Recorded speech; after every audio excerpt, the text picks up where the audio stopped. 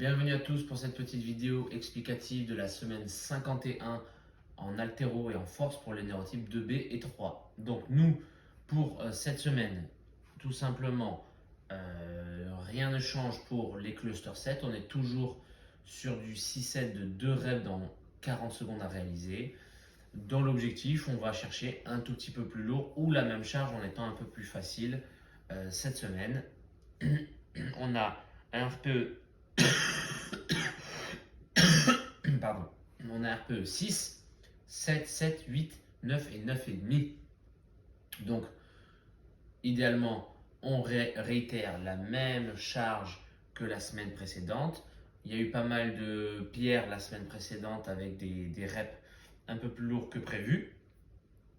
Peut-être pas vous allez de nouveau encore faire des PR cette semaine, mais en tout cas, au moins être aux alentours de ces barres-là et continuer à prendre confiance chaque semaine et de les réitérer, de les réaliser à nouveau pour qu'elles soient de plus en plus pas des « oh j'ai réussi cette barre une fois », non, des barres qu'on fait régulièrement. Voilà l'objectif pour nous, prendre confiance par le volume tranquillement, petit à petit, sur le snatch et le squat clean.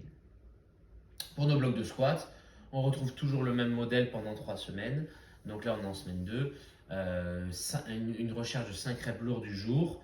Normalement, l'RPE était censé monter 8, 8,5, 9 de semaine en semaine. Mais attention, il y en a pour qui on fait des super 5 RM. Je pense à David, par exemple, qui en back squat a fait un super 5 RM qu'il n'avait jamais réalisé. Bon, David, je ne vais pas lui demander de me chercher encore plus lourd, puis encore plus lourd.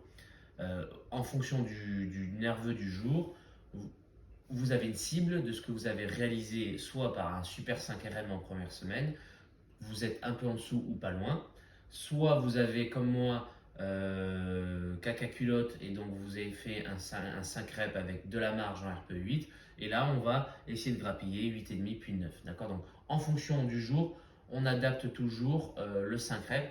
Vous savez que vous êtes dans une tranche de kilos qui est définie et que vous êtes à peu près par là. Et l'objectif c'est d'améliorer ces sensations, ces ressentis de vitesse, de posture et de trajectoire. Et donc, qu'est-ce qui change derrière? Là, par contre, 82% au lieu de 80%. On a toujours ce fameux format de 40 reps en 8 minutes, 5 reps par minute, mais avec un pourcentage un tout petit peu plus lourd. D'accord. Donc, évidemment, il va fluctuer en fonction de votre partie A, mais si vous faites la même partie A, normalement, on a quelques petits kilos en plus pour continuer à bouffer du volume, de l'hypertrophie et développer un petit peu ce RFD, cette notion un peu d'accélération pour orienter la prise de masse et vers la puissance qui va arriver dans quelques semaines. Donc à la fois ça pour le séance de squat du lundi et du deadlift de jeudi. Enfin, pour terminer la semaine, le bloc de squat de fin de semaine. Qu'est-ce qui change? Rien à part le RPE. Donc nous, on ne change pas la méthodologie, on reste sur du 5 reps par minute pendant 8 minutes, du même tempo. Pour nous, les 2B et les 3, ça ne change pas, c'est 2 secondes de descente, 1 seconde de pause. Mais la seule chose qui change, c'est le RPE. D'accord. Donc on devait être RPE 5, 5,5 en semaine 50. On essaye d'avoir un tout petit peu plus lourd en semaine 51 et grosso modo d'être capable de ressentir bien vos appuis, votre trajectoire et votre posture sur les 5 reps par minute.